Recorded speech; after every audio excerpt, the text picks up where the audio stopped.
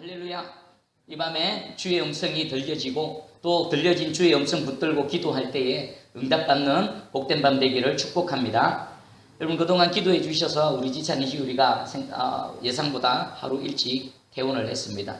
이제 더 힘차게 막 쫓아다니고 떠들고 할 겁니다. 기도해 주셔서 감사드리고, 우리는 또 장로님하고 권사님 이렇게 찾아가시는데 걸음하게 해서 참 대단히 죄송합니다. 자, 오늘 우리 이제 한번 말씀을 보겠습니다. 제목은 천국에서 큰 자가 누구인가? 여러분, 천국에서 큰 자가 어떤 사람일까요? 세상에서 큰 자, 천국에서 큰 자, 이 꼴일까요? 다를까요? 성경에서는 분명히 다르다고 말하고 있습니다. 자, 그러면 사람들은 누구나 다 본능적으로 크기를 원합니다. 인정받기를 원하고요. 또 존귀한 자가 되기를 원하고요. 또 사람들로부터 또 관심을 받기를 원합니다. 근데 이것이 하나님의 나라에서는 어떻게 작동이 되어져야 할 것인가? 한번 말씀을 통해 깨닫기를 원합니다. 예수님께서 오늘 제자들에게 두 번째 십자가 순환 예고를 하십니다. 우리 30절, 31절 다시 한번 읽어보겠습니다. 시작. 그곳을 떠나 갈릴리 가운데로 지날새 예수께서 아무에게도 알리고자 아니하시니 이는 제자들을 가르치시며 또 인자가 사람들의 손에 넘겨져 죽임을 당하고 죽은 지 3일 만에 살아나리라는 것을 말씀하셨기 때문이더라. 아멘. 예수님은요, 그 변화산 사건 이후, 그리고 또 그 말 못하고 또 뭐 기가 막힌 어눌한 이런 귀신을 쫓아내시고 난 이후에 그 갈릴리와 예수님이 초대 그 사역의 그 전초기지인 가브나움 쪽으로 움직여 가십니다. 그런데 예수님은요, 지금 자신을 감추시려고 하고 있습니다. 30절에 보니까 예수께서 아무에게도 알리고자 아니하시니, 지금 예수님이 어디로 이동하시는지, 어디에 계시는지 아무에게도 알리지 않기를 원하셨습니다. 왜 그렇습니까? 지금 31절에 보니까 예수님께서 십자가 순환 두 번째 예고를 합니다. 예수님은 지금 마음이 아주 급합니다. 지금 제자들과 함께 할 수 있는 시간이 그렇게 많지가 않습니다. 지금 예수님은 비록 갈릴리와 가브나움 쪽으로 발길을 옮기시지만 예수님의 마음은 어디를 향하고 계십니까? 십자가를 지셔야 될 예루살렘으로 향하고 계시는 겁니다. 예루살렘으로 향하는 그런 여정 가운데 지금 잠시 이곳에 머무르고 있습니다. 예수님은 두 가지를 생각하고 계십니다. 하나는 자신이 이 땅에 오신 그 목적, 무엇을 해야만 그 모든 목적이 다 이루어집니까? 십자가를 지시고 골고다 언덕에서 죽으셔야만 예수님께서 이 땅에 오신 모든 일들이 다 이루어지는 겁니다. 그런데 그 십자가를 지시기 전에 반드시 예수님께서 하셔야 될 일이 또 하나가 있습니다. 절대로 놓치면 안 되는 것, 무엇이겠습니까? 지금 예수님이 육신으로 계시기 때문에 이 땅에서 하나님의 나라를 전하고 또 사람들을 가르치시고 또 복음의 능력을 나타내시지만 십자가를 지시고 나시면 예수님이 여기 계십니까? 안 계십니까? 안 계시지요. 부활하시고 성천하시는 겁니다. 그러면 예수님이 이 땅에 계셨던 그 사역을 누군가는 위임받아서 그 일들을 계속 행해 나가야 됩니다. 그 일을 누가 해야 됩니까? 예수님께서 택하신 12제자들, 또 이 제자들을 통해서 또 다른 제자들이 생겨나야 되는데, 지금 이 제자들은 예수님과 함께하고 있지만 예수님이 누구신지, 예수님이 왜 이 땅에 오셨는지, 지금 예수님이 어디를 향해 가시는지 잘 알고 있습니까? 잘 모릅니까? 잘 모릅니다. 예수님은 지금 마음이 너무나 답답하시고 또 급하시고 십자가를 향해서 가야 됨과 동시에 이 계속 얘기를 해도 알아듣지 못하는 이 미련한 제자들에게 끊임없이 가르치셔야 되는 그런 상황 가운데 놓여 있습니다. 지금 31절에 두 번째 십자가 순환을 예고했을 때 제자들은 어떻게 반응합니까? 우리 32절을 한번 읽어볼까요? 32절 시작. 그러나 제자들은 이 말씀을 깨달지 못하고 묻기도 두려워하더라. 예수님이 두 번째 십자가에 대해서 말씀하실 때 이들은 어떻게 반응했습니까? 깨달지 못하고, 첫 번째 예수님 십자가 순환에 대해서 말씀하셨을 때에 깨달지 못했던 그들이 여전히 두 번째 말씀에서도 깨달지 못하고 있습니다. 두 번째는요, 그들이 깨달지 못하고 또 묻기도 두려워합니다. 첫 번째는 깨달지 못했을 때 누가 벌떡 나서서 예수님 앞에 나섰습니까? 베드로가 손을 들고 나서서 거기에 대해서 한마디 하다가 호된 질책을 당하십니다. 그 첫 번째 그 십자가 순환 사건 이후에 그 베드로가 예수님을 예수님을 통해 그 질책당하는 것이 그들의 뇌리에는 여전히 생생합니다. 그래서 잘 이해되지 않고 잘 깨달아지지 않지만 감히 묻기조차도 못하고 두려워하고 있습니다. 이들을 바라보시는 예수님의 마음은 어떨까요? 여전히 이해하지 못합니다. 비록 성령의 역사심을 통해 베드로가 우리 예수님께서 하나님의 아들이시고 우리 구약에 예언되어져 있는 바로 그 메시아시고 하나님 아버지께서 보내신 그분이시라는 것은 정확하게 알고 고백을 했습니다. 하지만 그들은 여전히 부족합니다. 예수님이 누구신가에 대한 부족함, 그리고 예수님이 무슨 일을 하시려는가에 대한 부족함, 무엇 때문일까요? 그들은 예수님을 보고 예수님을 믿고 예수님에 대한 정확한 신앙 고백을 했지만 여전히 인식의 한계에 갇혀져 있습니다. 자신이 갖고 있는 인식의 한계, 자신이 유대인으로 태어나서 말씀을 통해 가르침을 받았던 그 이 이성적인 한계와 함께, 그리고 자신이 보고 싶은 것만 바라보고자 하는 그런 마음이 여전히 남아 있습니다. 하나님의 나라에 대한 분명한 인식이 없습니다. 세상적 가치관, 그리고 이 땅을 향한 그 버리지 못하는 미련, 예수님과 함께 어디서 영화로운 삶을 누리기를 원하고 있습니까? 예수님은 사역을 다 이루시고 어디로 가십니까? 하늘로 가시는데 제자들은 예수님과 함께 어디에 영원히 머물기를 원합니까? 이 땅에서 왕국을 이루고 예수님 오른팔, 예수님 왼팔에서 떡하니 권세를 차지하고 큰소리치며 살아가기를 원했던 겁니다. 여전히 이들은 하나님의 나라에 대해서 정확하게 알고 있습니까? 오해하고 있습니까? 오해하고 있는 겁니다. 예수님에 대해서도 오해하고 있을 뿐만 아니라 그들이 추구하고 이루고자 하는 그 모든 것들은 예수님의 생각과 정반대가 되어지고 있습니다. 자, 여기 이 시점에서 우리는 너무도 쉽게 그 베드로, 미련한 어리석은 베드로 막 이렇게 얘기합니다. 예수님의 제자들, 그토록 그 놀라운 능력을 보면서도 여전히 예수님에 대해서 제대로 알지 못하는 그 12 제자들에 대해서 우리가 쉽게 얘기하는데, 만약에 저와 여러분들이 지금 이 예수님의 이 마가복음 9장의 현장에 여러분들이 그곳에 계셨다라면 여러분들은 어떻게 반응하셨겠습니까? 우리 광야에서 이스라엘 백성들에 대해서 우리는 너무나 쉽게 얘기를 합니다. 우리 한번 그들하고 우리를 비교해 볼까요? 그들은요, 광야의 이스라엘 백성들은 매일 하늘에서 내려오는 만나를 먹었습니다. 생명의 양식, 그 장차 오실 그 말씀의 뜻 되시는 예수 그리스도의 그 예표가 되어지는 그 하늘의 만나를 매일 먹었습니다. 그리고 그 광야길을 매일 구름 기둥을 바라보며 걸어갔고요. 밤에는요, 두 눈으로 하나님이 계신, 임재에 계신 불 기둥을 바라보면서 걸어갔습니다. 매일매일 하나님과 동행했고요. 하나님의 임재 가운데에, 임재하신 가운데에 하나님과 옆에서 동행하는 삶을 살았습니다. 여러분들 그들하고 비교해 봤을 때 저와 여러분들이 그들보다 하나님을 많이 경험했을까요? 우리는 문자로 기록되어진 말씀으로 하나님을 알지만요, 그들은 눈으로 보고 입으로 먹고 마시고 만지면서 하나님을 경험했던 자들입니다. 우리가 그들에 대해서 함부로 이러쿵저러쿵 얘기할 수 있는 자격이 있을까요? 또 제자들은 어떻습니까? 제자들은요, 예수님이 그 행하시는 표적들을 옆에서 봤습니다. 정말 죽었는데 살아나는 거, 여러분 한 번이라도 경험해 보신 적 있었습니까? 진짜 죽었는데 살아나는 거. 그리고 이들은요, 예수님께서 복음을 전하러 나갈 때에, 전도 사역을 행할 때에 권능을 주셨습니다. 그들이 가서 예수 그리스도를 전할 때에 더러운 귀신들도 그들의 눈앞에서 떠나갔습니다. 손을 얹고 기도하니까요, 어떤 질병도 낫는 그 놀라운 은사와 능력을 본인들이 직접 경험한 사람들입니다. 그리고 베드로는 또 어떻습니까? 물리를 직접 경험한, 걸어갔던 그런 사람입니다. 그리고 베드로, 야고보, 요한은 바로 지난 시간에 변화산에서 예수님의 부활의 모습, 부활의 영광을 받고요, 그 엘리야와 모세를 직접 눈으로 본 사람들입니다. 자, 이 사람들 앞에서 우리가 함부로, 야, 이들은 예수님이 그토록 십자가 사건을 얘기하고 했음에도 불구하고 이해하지 못하고 깨달지 못하고 당황하고 두려워하는 이들, 광야에서 그토록 하나님을 경험하고 반석이 쪼개어진 곳에서 물을 마셨던 이들이 그토록 하나님을 원망하고 불평하는 데 대해서 우리가 함부로 말할 수 있는 자격이 있을까요?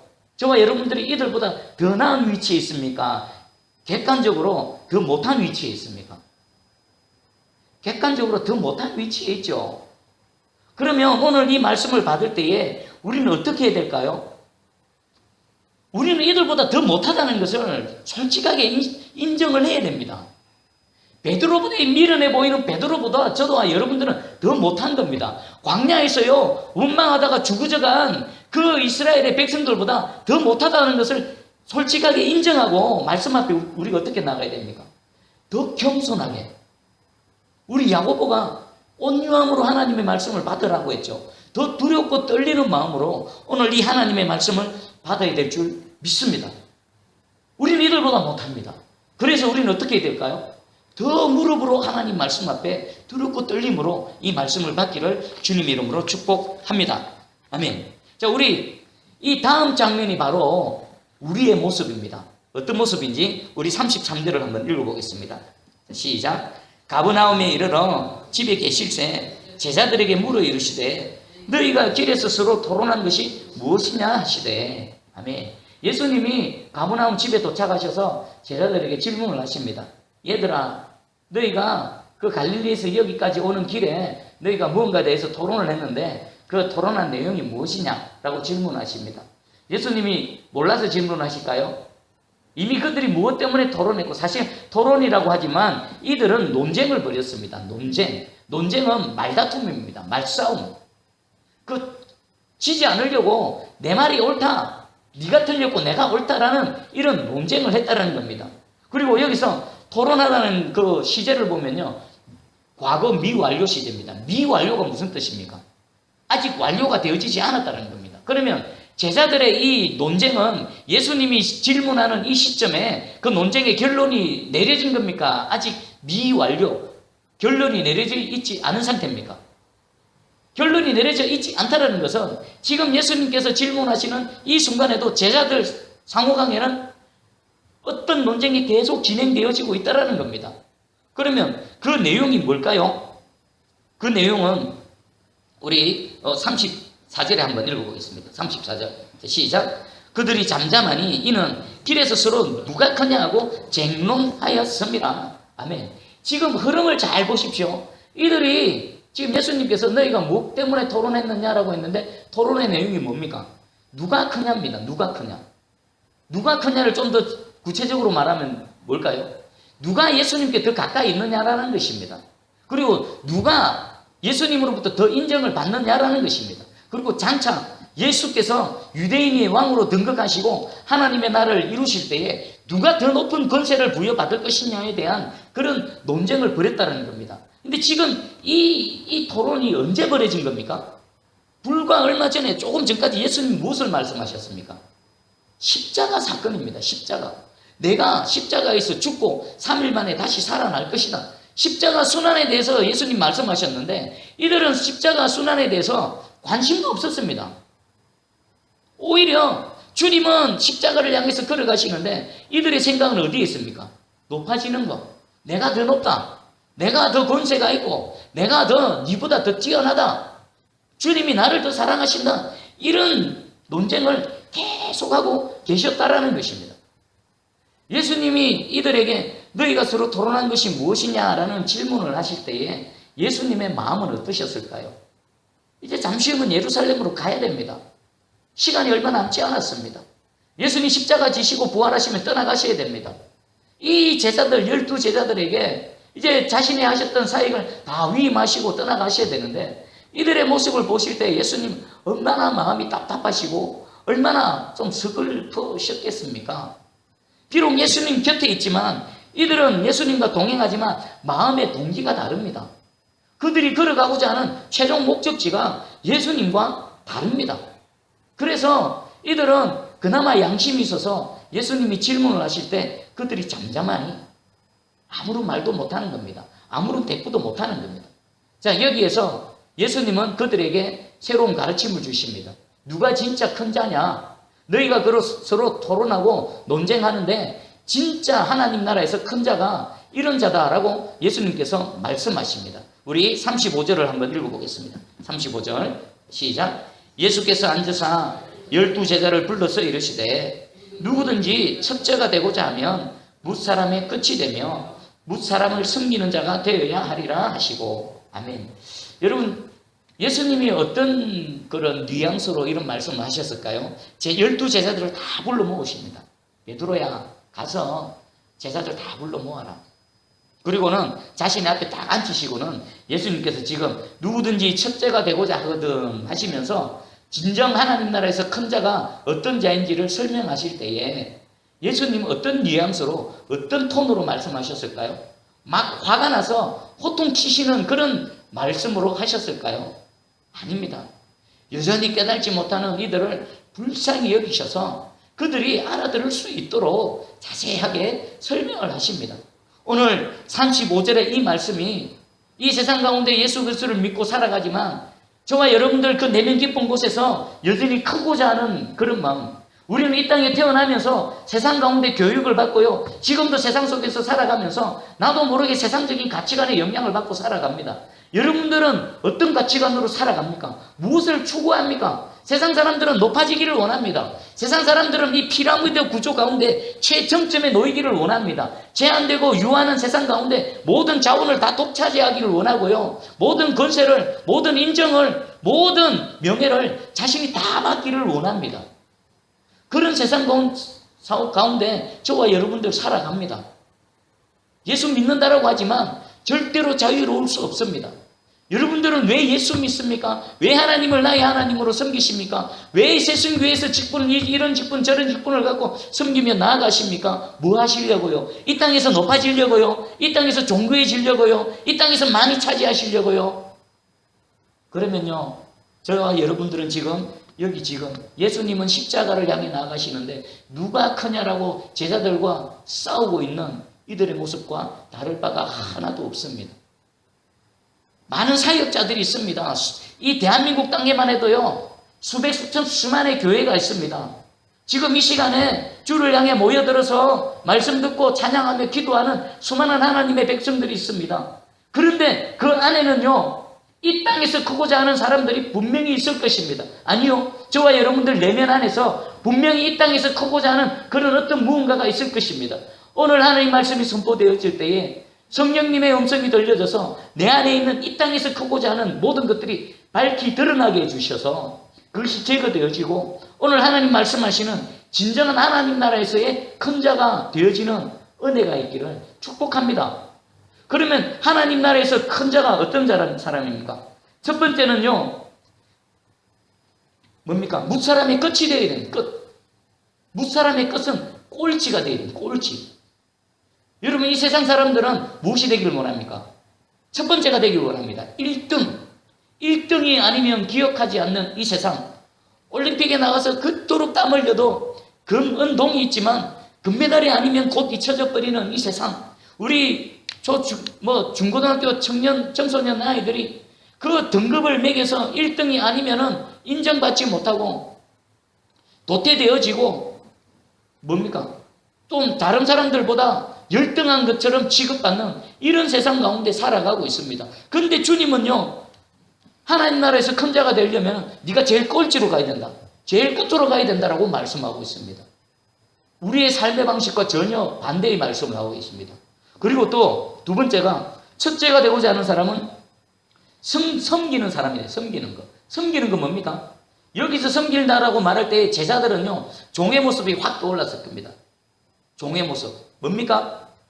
허리에 수건을 두르고요, 주인이 오면 발 씻을 물을 갖다 바쳐서 무릎을 꿇고 주인의 흠번진 물은 발을 이렇게 아무 말 없이 씻는 거. 그리고 주인이 밭에서 그렇게 힘겹게 땡볕에 일하고 들어왔는데 주인이 야 마당새야 밥 차려라 그러면 손 씻고 예 하고 또 밥 차려야 되는 그런 종의 모습을 대번 떠올렸을 것입니다.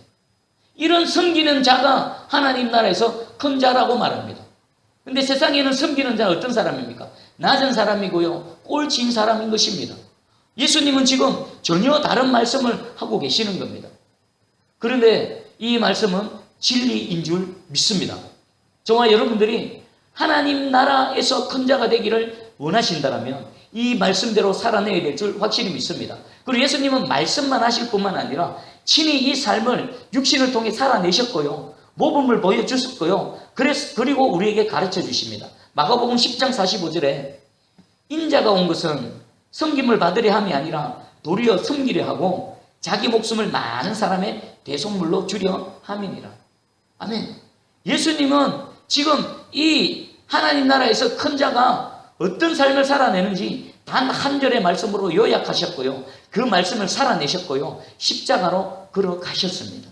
여러분들 이 말씀을 가슴에 잘 새기시기 바랍니다. 여러분들은 진정 어떤 큰 자가 되길 원합니까? 세상에서 큰 자가 되길 원하십니까? 하나님 나라에서 큰 자가 되길 원하십니까?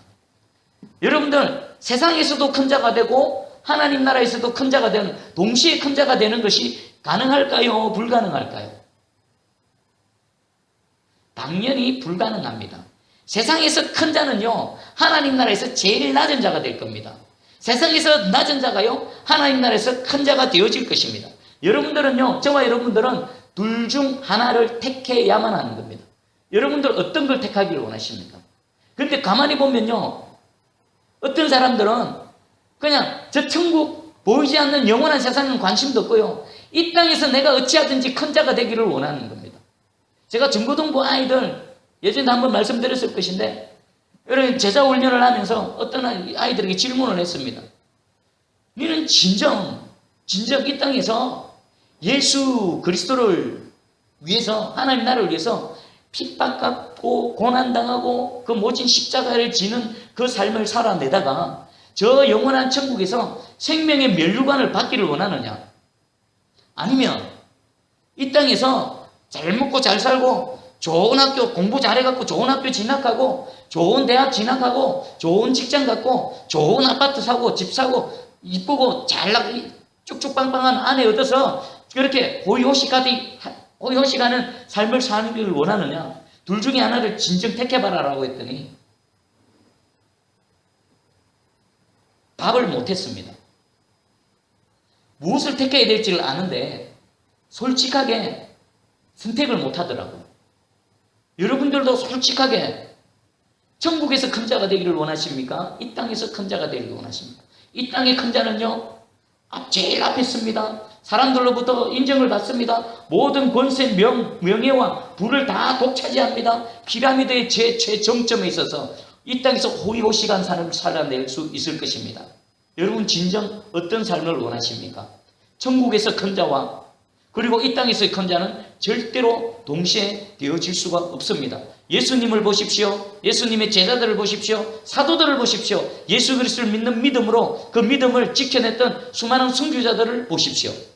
여러분들은 둘 중에 하나를 택해야만 됩니다. 예수님 말씀하시죠. 이 땅에서 돈을 섬기든지 하나님을 섬기든지 둘 중에 하나를 섬겨야 된다. 돈도 섬기고 하나님도 섬긴다? 불가능한 겁니다. 세상 사람들 얼마나 돈 좋아합니까? 예수를 주여 주여라고 하는 사람들 중에서도 돈 좋아하는 사람들 얼마나 많습니까? 돈을 추구하고 세상 명예를 추구하는 사람들 얼마나 많습니까? 틀렸습니다.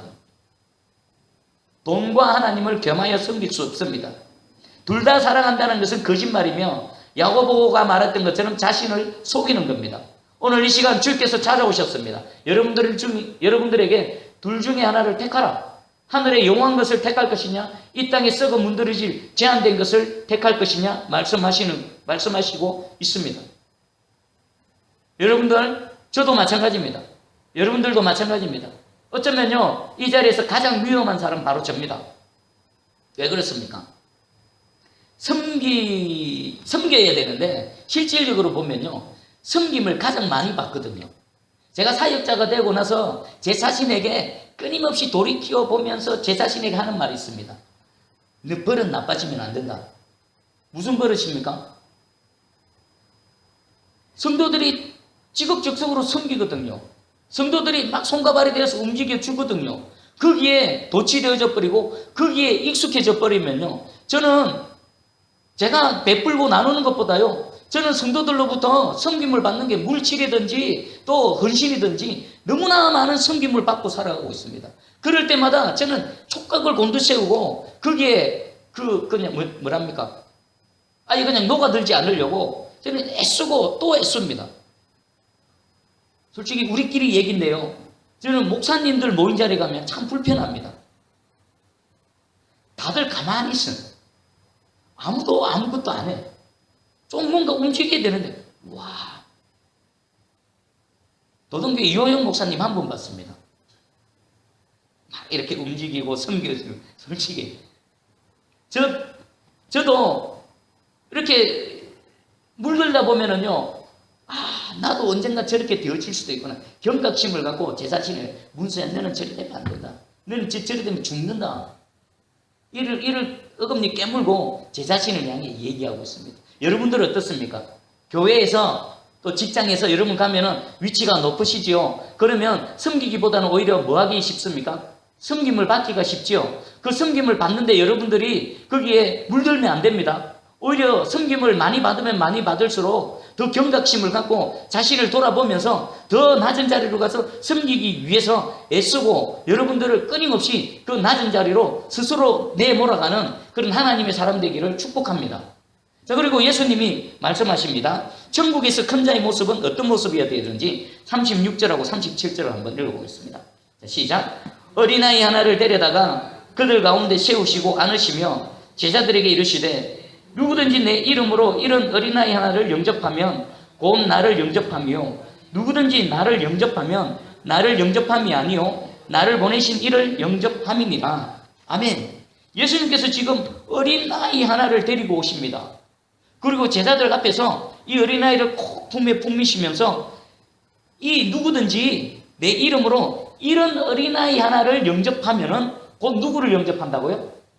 예수님을 영접한다는 것입니다. 그러니까 이 어린아이하고 누구와 동일치 하는 겁니까?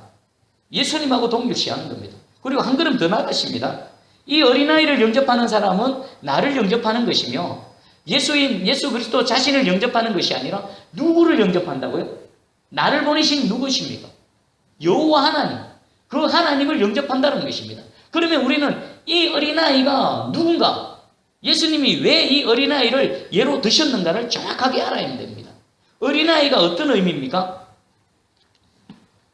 어린아이, 인구를 계수할 때에 포함도 안 됩니다. 연약한 자입니다. 아무런 가치가 없는 자입니다. 아무런 필요가 없는 자입니다. 예를 들어 볼까요? 경제적으로 생산성은 있는데 노동력이 있습니까? 없습니까? 어린아이들. 노동력 없습니다. 가치가 없다는 겁니다. 그리고 전장에서 전투가 벌어질 때에 어린아이가 소용이 있습니까? 없습니까? 소용이 없습니다. 가치가 없습니다. 허용이 아무런 유익이 없다는 것입니다. 이 어린아이는 어떤 의미냐? 아무런 유익이 없는 존재, 연약한 존재, 무능한 존재, 내게 가치가 없는 존재의 대명사가 바로 이 어린아이입니다. 성경에 이런 비슷한 부류가 있습니다. 객, 고아, 과부, 병자, 가난한 자, 그리고 힘없는 자. 이런 자들, 이 어린아이에 다 포함되어져 있는 것입니다. 그리고 예수님께서 마태복음 25장에 보면요, 양과 염소의 비유를 하십니다. 양은요, 그 주님 오신 그날의 마지막 날에 양은 곤란해서 주님의 우편에, 염소는 곤란해서 주님의 좌편에, 양과 염소로 구별하시는데 양은 의인을 뜻하고 염소는 악인을 뜻합니다. 그때 예수님 말씀하십니다. 양은 누구냐? 지극히 작은 자. 예수님 지금 말씀하시는 이 어린아이, 지극히 볼품없고 가치없고 정말 소용없는 그 자, 그 한 자를 영접하는 자, 그 자를 의인이라고 말씀하십니다. 제가 한번 소개해 드릴게요. 34절부터 36절까지 마태복음 25장입니다. 그때에 임금이 그 오른편에 있는 자들에게 이르시되 내 아버지께 복받을 자들이여 나와 창세로부터 너희를 위하여 예비된 나라를 상속받으라. 내가 줄일 때에 너희가 먹을 것을 주었고 목마를 때에 마시게 하였고 나그네 되었을 때에 영접하였고 헐벗을 때에 옷을 입혔고 병들었을 때에 돌보았고 옥에 갇혔을 때에 와서 보았느니라. 우리 예수님께서 말씀하십니다. 줄일 때 먹였고 입혔고 또 병들고 감옥에 있을 때 찾아와 봤다. 그래서 이 사람이 말합니다. 의인이 말합니다. 주여 우리가 언제 이렇게 했습니까? 라고 했을 때에 예수님 우리 말씀하십니다. 40절에 임금이 대답하여 이르되 내가 진실로 너희에게 이르노니 너희가 여기 내 형제 중에 지극히 작은 자 하나에게 한 것이 곧 내게 한 것입니다. 지극히 작은 자, 아무런 가치 없는 자, 힘없는 자, 소용없는 자, 내게 아무런 유익이 되어지지 않는 자, 그들에게 먹이고 입히고 베푼 것, 그것이 곧 내게 한 것이다. 똑같은 말씀입니다. 어린아이 하나를 영접하는 것. 영접이 뭡니까? 영어 성경에는 웰컴입니다. 웰컴. 웰컴은 환영하는 겁니다. 여러분 자신을 한번 돌아봐 보십시오. 여러분 이 삶을 살아갈 때 많은 사람과 만남이 있을 것입니다. 그 사람들 가운데는요, 여러분들이 가까이 하기를 원하는 사람도 있고 좀 멀리 하기를 원하는 사람도 있을 것입니다. 여러분 어떤 사람을 가까이 하기 원합니까? 어떤 사람을 멀리 하기 원합니까? 세상 사람들은요, 권세 있고 이름 있고 세상 사람들로부터 인정받는 사람과 가까이 있기를 원합니다. 누가 연예인 한 사람이라도 조금만 알아봐 보십시오. 누가 정치 국회의원 한 사람이라도 조금 알아봐 보십시오. 자기 가문에 국회의원이 당선되어지고 저 고위 공무원 한 사람이라도 있어봐 보십시오. 하다못해 자기 그 혈육 가운데에 의사라도 한 명 있으면, 검사라도 한 명 있으면 얼마나 자랑스러워하고 얼마나 그와 가까이 하길 원하며 떠벌립니까? 그런데 반대로 힘없고 가난하고 병들고 나에게 아무런 도움이 안 되는 사람, 그 사람은요, 친구라 할지라도 어릴 때는 그렇게 같이 놀던 친구라 할지라도요, 크면요 멀리 해버립니다. 연락 오면 전화도 안 받습니다. 심지어는 혈육도 마찬가지입니다. 피를 나눈 그 형제, 자매, 내 동생, 내 형, 오빠라 하더라도요, 가난하면요 연락하는 거 싫어합니다. 집에 찾아오는 거 싫어합니다. 더 나아가면요, 부모라 할지라도요, 볼품 먹고 지지려도 아무것도 아닌 자녀는요 싫어합니다. 자, 이것은 전형적인 세상의 모습입니다. 근데 하나님 뭐라고 말씀하십니까? 진정 하나님 나라에서 큰 자는 이런 어린아이, 이런 보잘것없는 사람들, 이런 냄새나고 남루한 자들을 뭐 하라고요? 영접하라고, 웰컴하라고. 이런 지극히 작은 자 하나에게 흙었을 때 먹이고 입히고 재우고 병들었을 때 찾아가고 할 수 있는 모든 것들을 할 때에, 그 지극히 작은 자 어린아이를 웰컴할 때에 나를 웰컴했다. 천국에서 큰 자의 그 삶의 모습이 지금 이 땅에서 이렇게 되어져야 된다고 우리 주님 말씀하고 계십니다. 여러분들은 어떻습니까? 정직하게 자신을 한번 돌아봐 보시기 바랍니다. 우리는 선택을 해야 됩니다. 이 땅에서 큰 자로 살아갈 것인가? 아니면 저 천국에서 큰 자로 살아갈 것인가? 주님 말씀하십니다. 저 천국에서의 큰 자의 모습은 이 땅에서 가난하고 병들고 가까이 오면 좀 싫은, 내가 계속 섬겨야 되고 내가 계속 베풀어 줘야 되고 내가 계속 돌봐야 되는 그런 상대를 향해서 기꺼이 섬기고 베풀고 나눌 수 있는 그 사람이 천국에서 큰 자다. 이 삶으로 제자들에게 초대하고 있는 것입니다. 오늘 말씀을 정리하겠습니다. 여러분 스스로 낮은 자리로, 끝자리로 가시기 바랍니다. 그리고 여러분 예수님의 모습을 본받아서, 또 사도들의 모습을 본받아서 섬김을 받으려 하지 마시고, 오히려 여러분들이 섬김을 받는 그런 위치에 있다면 두렵고 떨림으로 이 말씀을 가슴판에 잘 새기셔서 더 적극적으로 섬기는 자리로 나아가시는 여러분들 되기를 축복합니다. 그리고요, 마지막으로 갚을 방법이 없는 사람을 향해서 여러분들 베푸십시오. 나에게 밥 사줄 그런 기회가 전혀 없을 것 같은 사람에게 가서 밥을 사줘 버리시고요, 내게 전혀 갚아줄 그런 능력이 없는 사람에게 가셔가지고 여러분 돈을 확 구워줘 버리십시오. 그것이 천국에서의 그 큰 자의 모습입니다. 그거 누가 갚아줄까요? 그 사람이 못 갚아줄 때에 하나님께서 친히 갚아주십니다. 하나님이 갚아주시면 어떻게 갚아주실까요? 조그마한 떡 부스러기, 하나님께는 떡 부스러기지만 저와 여러분들에게는 세상 그 무엇보다도 큰 하나님의 능력, 하나님의 은혜가 되어질 줄 믿습니다. 우리 새순교회가 이런 교회 되어지기 원합니다. 세상에서 버림받고, 세상에서 실패하고, 세상에서 아무런 소망이 없어서 주님의 이름을 듣고 그렇게 마지막 그 소망을 갖고 우리 교회 문을 들었을 때에 그 모습이 남루하고 꾀죄죄하고 냄새나고 세상 사람들은 싫어한다 할지라도 우리는 그를 바라볼 때 누구로 봐야 됩니까? 그 사람이 바로 누구라고요? 우리 주님이신 겁니다. 우리 주님이 보내셨고요, 그분이 바로 우리 주님이시고요, 그 주님을 우리가 안고 사랑하며 섬기며 먹이고 입힐 때에 너희가 지극히 작은 자 나를 먹이고 입혔구나, 저 천국 마지막 때에 너희가 내 우편에 서라, 영원한 생명의 자리에 서라, 우리 주께서 말씀하시는 이 주님의 복된 음성 듣는 우리 모두 되기를 주님의 이름으로 축복합니다. 아멘. 우리 이 말씀 붙들고 기도하실 것인데에 우리